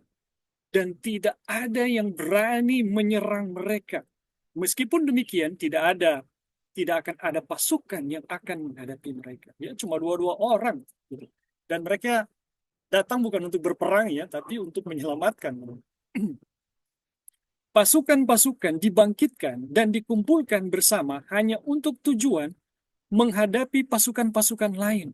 Tetapi dalam kasus ini tidak akan ada pasukan yang menyerang. Dua orang pejalan kaki yang tidak berbahaya akan memasuki sebuah desa atau kota. Aduh. Jadi musuh pasti tidak mungkin akan mengerahkan pasukan karena cuma dua orang ya. Dan dianggap tidak berbahaya akan memasuki sebuah desa atau kota di mana orang-orang sedang melakukan pekerjaan mereka yang biasa ya, dan mereka berdua akan mendapatkan penghormatan yang sama besarnya dari para penduduknya. Seolah-olah mereka adalah pasukan yang terdiri dari 10.000 orang. Waduh, luar biasa. Dengan demikian, mereka dapat melakukan pekerjaan mereka yang telah ditetapkan untuk mengabarkan Injil tanpa takut akan penganiayaan. Kengerian yang akan ditimbulkan oleh kehadiran mereka terhadap para penentang menunjukkan kuasa yang dimiliki oleh pekabaran yang mereka beritakan terhadap hati yang terbuka untuk menerima kebenaran. Jadi teman-teman, sekiranya ya bangsa Israel berpegang pada perjanjian Tuhan, ini skenarionya gitu. Tetapi karena mereka berkutat ya, pada akhirnya berkutat pada perjanjian mereka, yang terjadi adalah skenario yang lain. Mereka harus berperang. Kita lanjut ya, teman-teman. Ini masih sama. Karena mereka harus pergi dengan mengenakan kuasa Allah yang penuh, maka tanah tidak perlu dilalui kedua kalinya. Waduh. Ini luar biasa ya. Tanah tidak perlu dilalui untuk kedua kalinya. Semua orang yang mendengar akan segera mengambil posisi mereka untuk mendukung atau menentang kebenaran. Dan keputusan ini akan menjadi final karena ketika seorang menolak Injil yang diberitakan dalam kegenapannya atau dalam kepenuhannya, yaitu dengan kuasa Allah yang perkasa, tidak ada lagi yang dapat dilakukan baginya karena tidak ada kuasa yang lebih besar daripada kuasa Allah. Jadi, beberapa tahun atau mungkin beberapa bulan setelah penyeberangan Sungai Yordan, sudah cukup untuk memberitakan Injil Kerajaan Surga di seluruh dunia sebagai kesaksian bagi semua bangsa. Jadi, teman-teman, ini yang terjadi kalau mereka berpegang pada perjanjian Tuhan. Ya, mereka akan menjadi imamnya Tuhan. Mereka akan menjadi saksi, ya, dan saksi tanpa bisa dibilang tanpa perlawanan perang. Jadi karena mereka menjadi saksi ya dengan kuasa yang sangat besar dan mereka tidak datang untuk berperang, makanya bangsa-bangsa kafir hanya ada dua kemungkinan ya. Menerima sepenuhnya Injil yang mereka beritakan dan itu telah didahului ya dengan kabar tentang kuasa Tuhan dan mereka yang datang pun dengan kuasa Tuhan yang penuh, maka ini betul-betul ya kalau mereka betul-betul menolak Tuhan ya. Dan ketika mereka menerima, yang terjadi adalah mereka akan mengalami pengalaman yang sama seperti Rahab ya. Oke, sampai di sini teman-teman, ada yang mau memberi tambahan atau komentar? Ya, halo Bing. Ya, silakan, Sebentar. Mr. Joy. Ya, bisa. Oke. Jadi terima kasih atas kesempatan. Jadi dulu ya sebelum saya benar-benar mengetahui akan Tuhan itu sendiri atau mempelajari akan pengabdian ini, kita tuh sempat question sama Tuhan, maksudnya pertanyakan Tuhan. Kita merasa sepertinya Tuhan lebih sayang bangsa Israel dari bangsa-bangsa lain gitu. sepertinya Israel itu jadi umat kesayangannya dia, dan bangsa-bangsa yang memusuhi bangsa Israel itu sepertinya itu adalah musuh Tuhan itu sendiri gitu loh. Tetapi setelah mempelajari akan karakter Tuhan itu sendiri dan juga apalagi pelajaran ini, baru lebih jelas akan karakter Tuhan, bagaimana kenapa sebenarnya Tuhan itu memilih bangsa Israel adalah sebenarnya tujuan utamanya itu adalah untuk menyelamatkan bangsa yang lain, iya kan? Karena bangsa Israel itu untuk jadi misioneri, untuk mengabarkan akan Injil kepada bangsa-bangsa kafir, untuk bangsa-bangsa kafir itu mengenal akan Tuhan. Jadi itu kan sebenarnya tujuan utama untuk Tuhan memilih bangsa Israel gitu. Jadi bukan Tuhan mau istilahnya mau pilih kasih ya, oh ini bangsa Israel kita sayang pada dia, terus bangsa-bangsa yang lain enggak gitu. Dan kalau kita lihat juga karakter Tuhan yang lain adalah sebelum dia menghukum sesuatu, seseorang atau bangsa itu, kita belajar ya dia punya cup itu harus penuh, atau dia punya cawan itu harus penuh.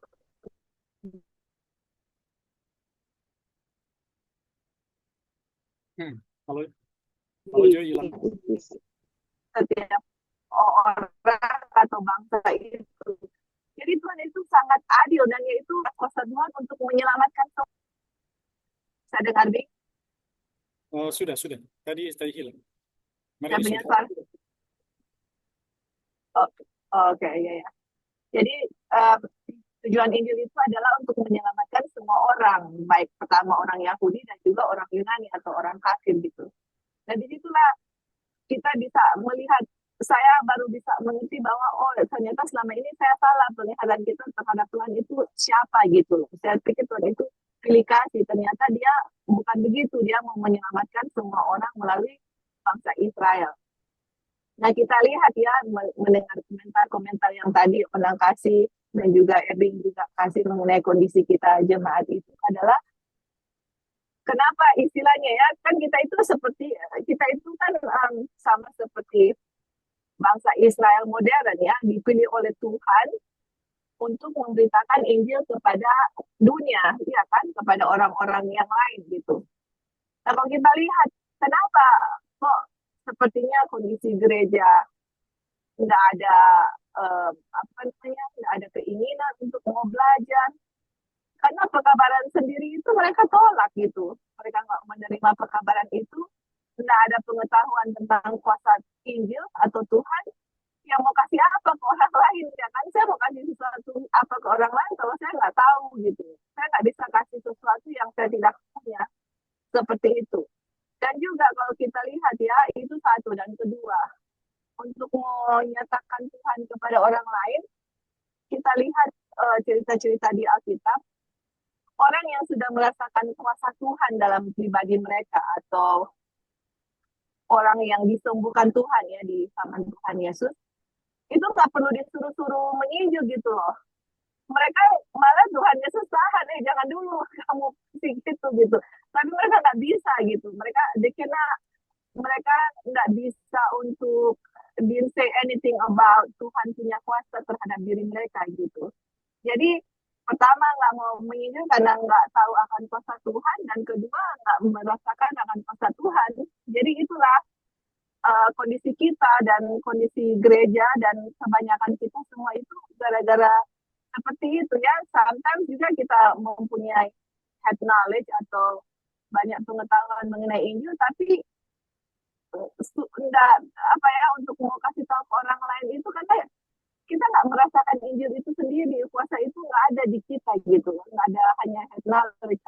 I'm talking about myself ya, kita nggak point ke orang lain, kita cuma mau menyatakan kenapa itu bisa terjadi di dalam gereja atau mungkin dalam diri kita, karena itu kuasanya itu tidak merubahkan kita, karena kita memilih kuasa yang lain seperti itu. Jadi bangsa Israel ini kita lihat dari kepada Abraham dan juga bangsa Israel, ini kuasa Tuhan ini sangat luar biasa. Dia mau tunjukkan untuk berperang terhadap bangsa yang lain.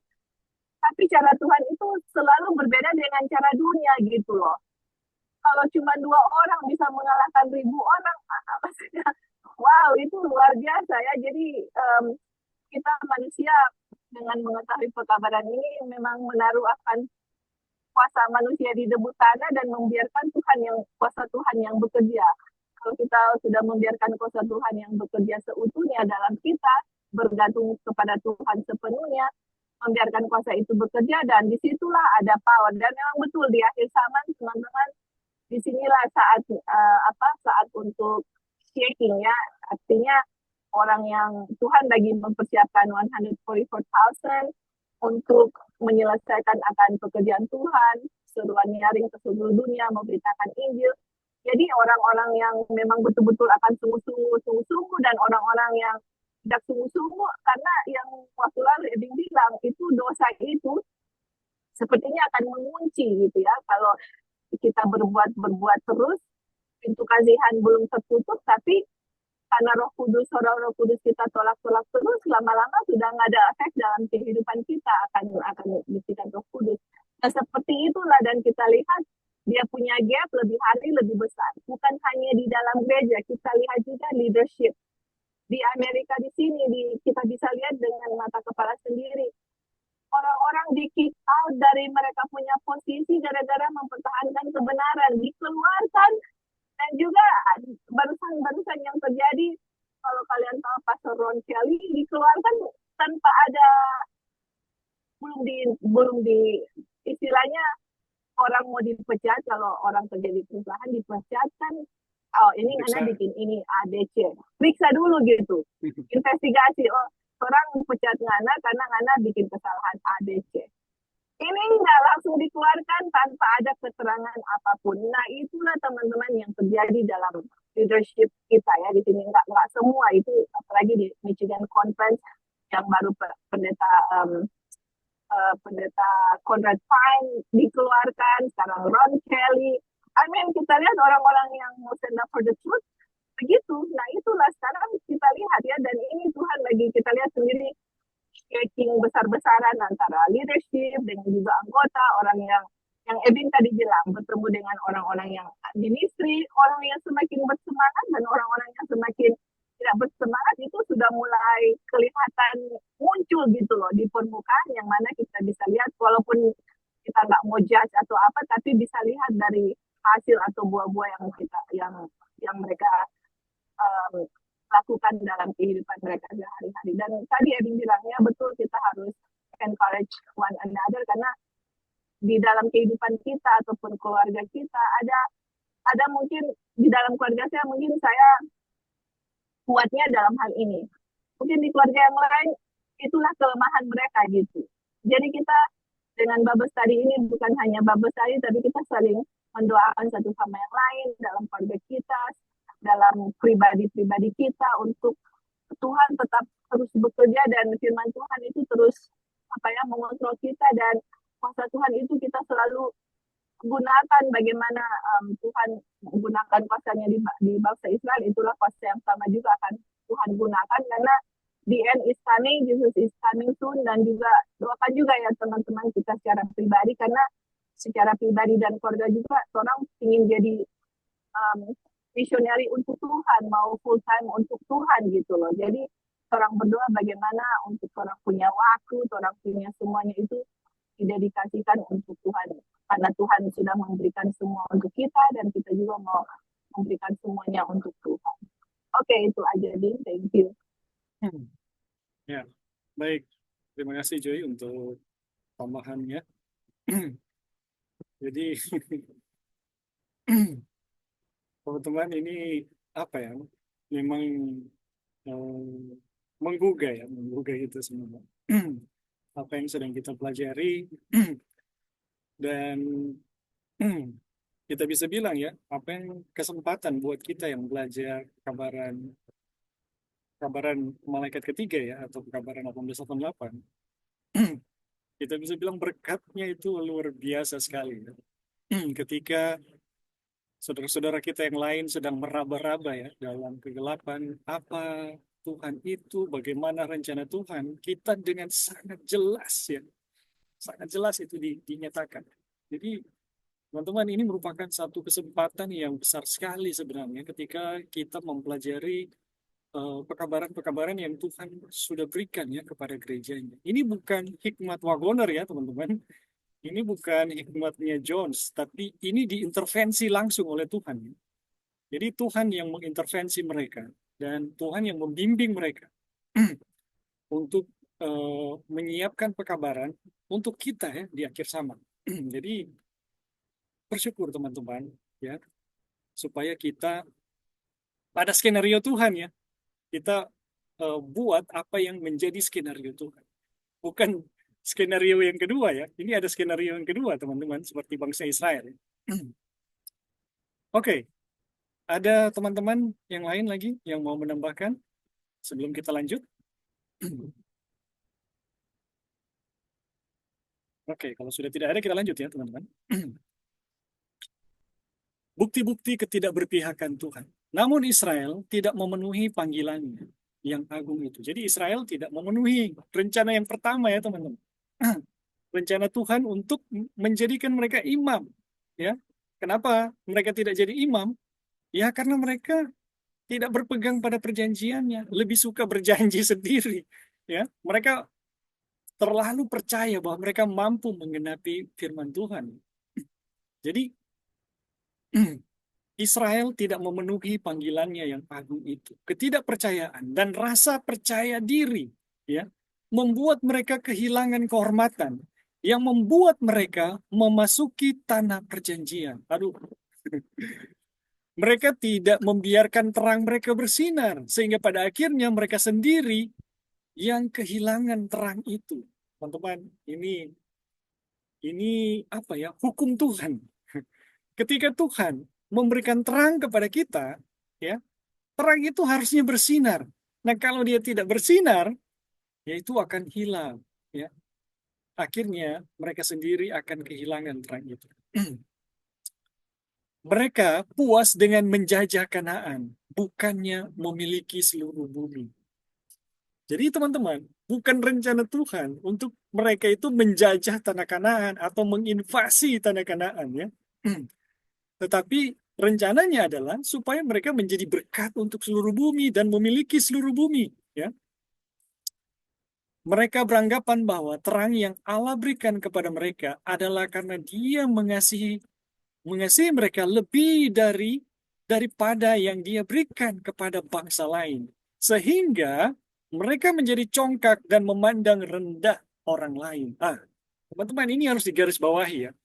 Bahwa bangsa Israel bukan tidak tahu bahwa Tuhan mengasihi mereka. Ya, mereka tahu. Tetapi yang mereka ketahui adalah ini, bahwa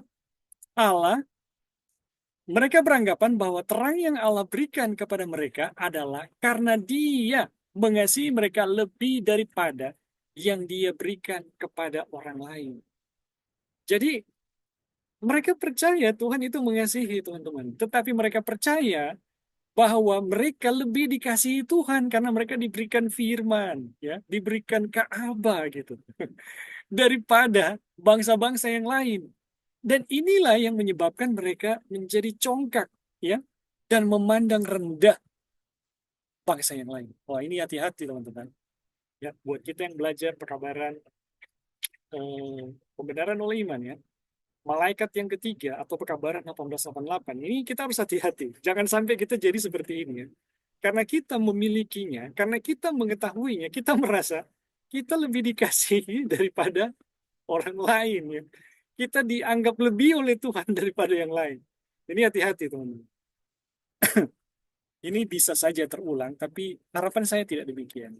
Ini untuk kita semua ya. Bisa saja saya demikian. Jadi ini menjadi warning untuk kita ya, agar tidak mengulangi kesalahan yang sama ya. Menjadi merasa lebih dikasihi karena ada sesuatu yang diberikan oleh Tuhan.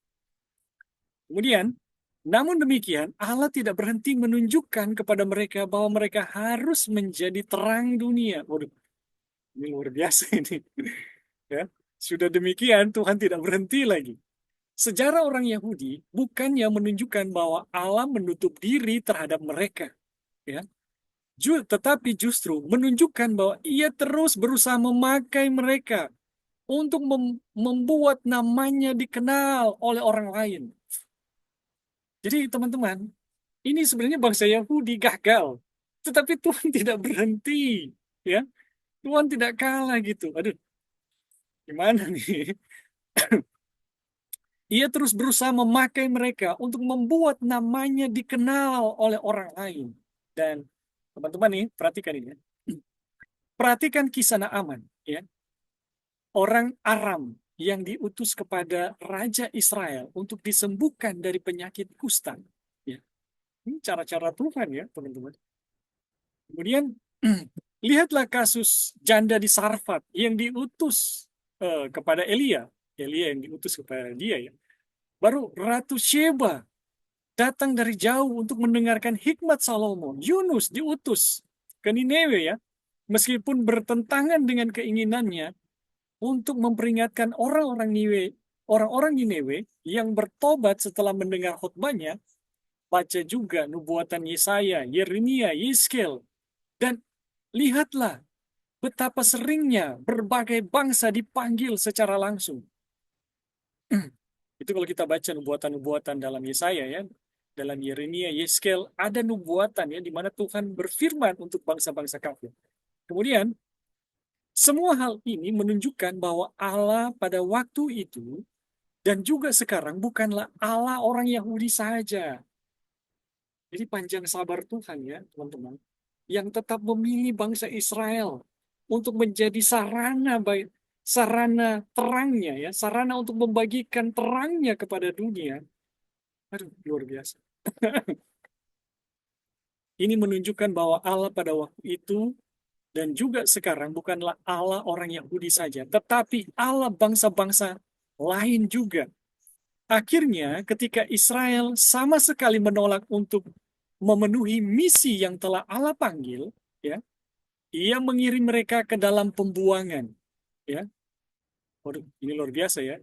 Akhirnya, ketika Israel sama sekali menolak untuk memenuhi misi yang telah Allah panggil, ia mengirim mereka ke dalam pembuangan agar orang-orang kafir dapat menerima sedikit pengetahuan tentang Allah yang tidak dapat mereka berikan secara sukarela. Aduh, luar biasa.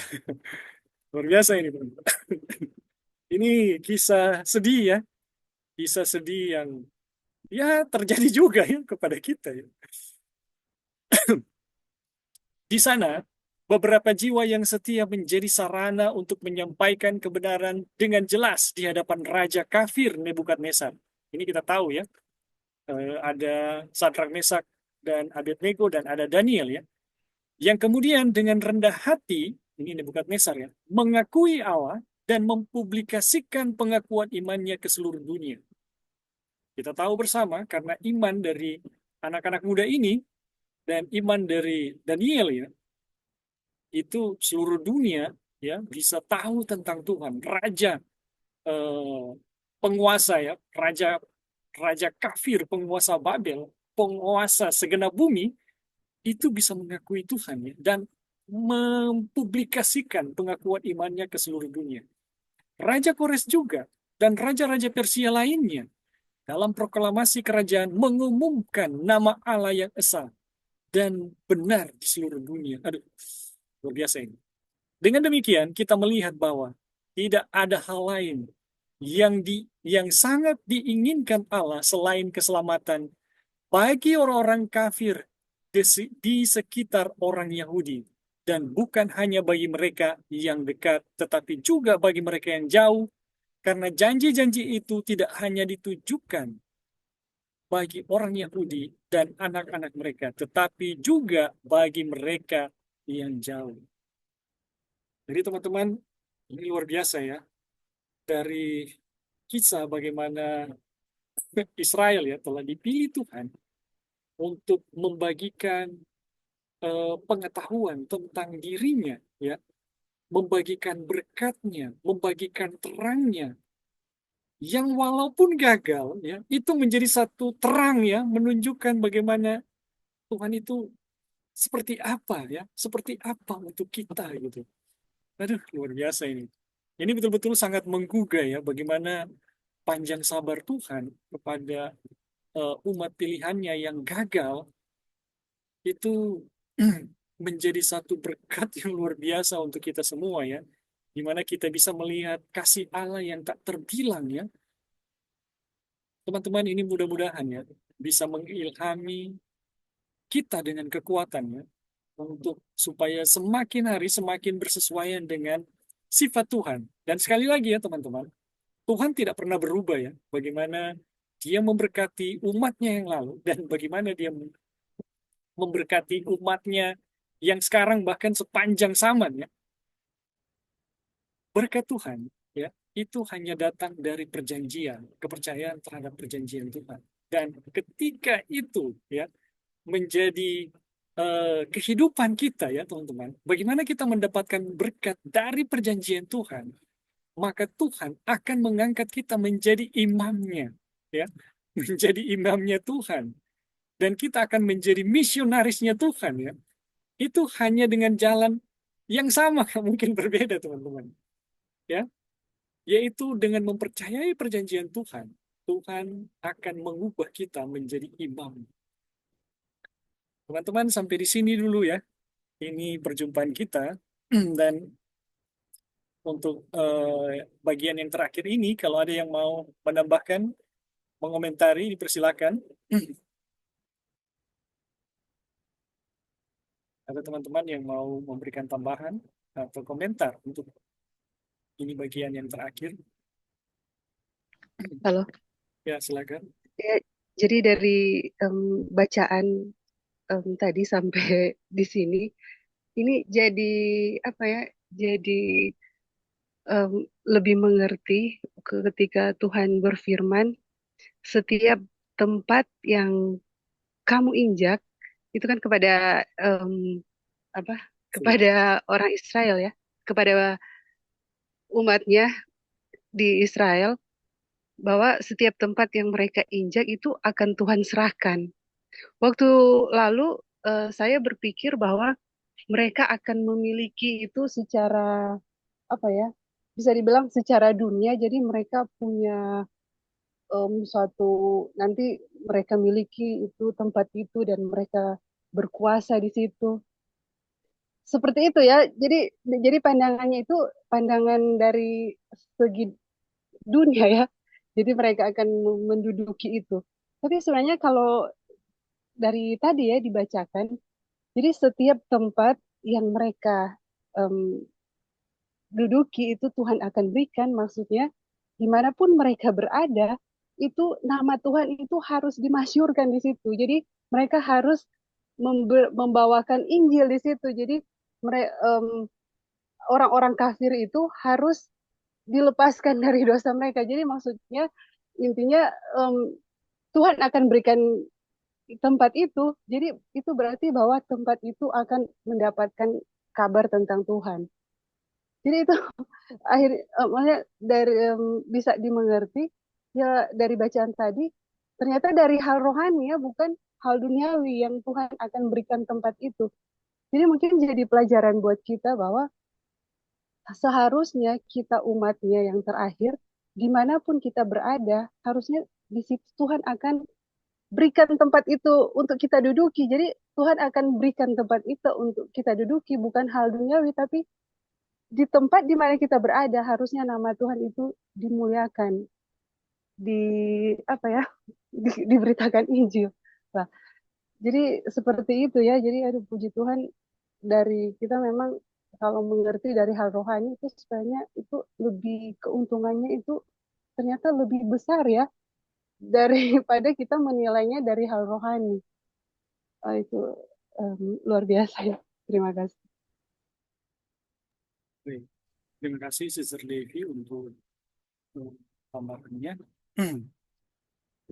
Jadi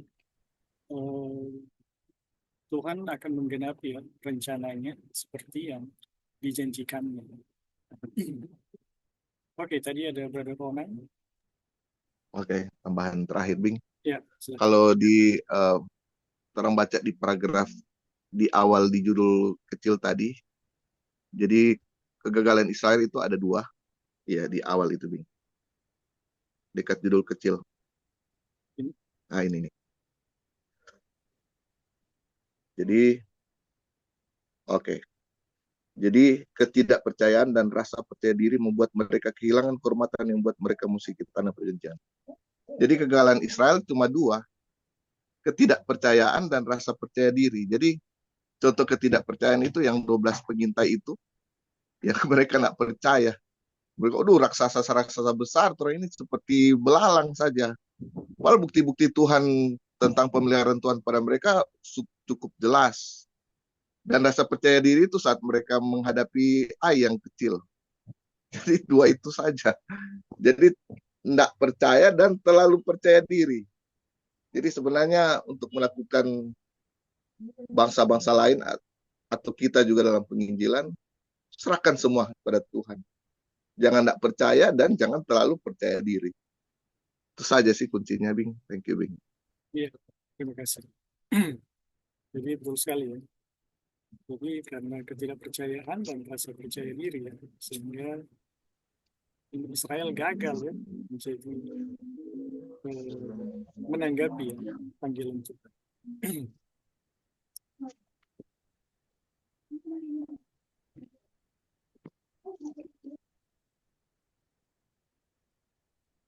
Oke, Brother Ronald, apa masih mau menanggapi? Oh, Sudah, Bing. Sudah. Oke. Thank you. Jadi teman-teman, sekali lagi, dari sini kita bisa lihat ya bagaimana rencana Tuhan bagi bangsa Israel, yaitu untuk memberikan terang, ya. Memberikan terang atau membagikan kasihnya, berkatnya, dan supaya dirinya itu bisa dikenal, ya. Karena itu adalah berkat ya bagi bangsa-bangsa yang mengenal, dan itu adalah hidup yang kekal. Dan ketika umat pilihan itu dipilih, itu menunjukkan ya bukan Tuhan lebih menyayangi mereka, tapi ya karena kebetulannya lebih dekat ya dengan mereka. Dan ketika mereka memasuki tanah perjanjian ya, dari kasus Rahab kita melihat bahwa memang Tuhan menghendaki semuanya selamat, semuanya diberkati. Dan ini menjadi pelajaran buat kita ya teman-teman. Bagi kita yang mempelajari Tuhan dengan benar ya, atau yang mempelajari akan perjanjian Tuhan dan betul-betul mempercayai perjanjian itu, kita akan digunakan oleh Tuhan ya teman-teman. Tidak mungkin kita nggak digunakan oleh Tuhan ya. Dan pengetahuan akan kebenaran itu akan mengalir ya, seperti mata air ya, karena Yesus akan berdiam di dalam diri kita. Yang diam di dalam diri kita itu akan menjadi mata air yang tidak akan pernah habis. Bagi orang yang percaya selalu akan datang kebenaran ya. Bagi orang yang percaya selalu firman Tuhan itu akan menjadi satu kesukaan ya. Tapi ya kalau sudah tidak percaya, ya mau tidak mau ya, karena tidak percaya, kita akan mempercayai sesuatu yang lain tentunya ya. Dan itu yang akan menghambat kita untuk menjadi saluran berkat bagi dunia ini, atau bagaimana Tuhan bekerja melalui diri kita atau melalui kehidupan kita. Jadi teman-teman, sampai di sini dulu ya pembelajaran kita untuk saat ini. Terima kasih sudah tergabung saat ini dan berpartisipasi. Kita akan menutup perjumpaan kita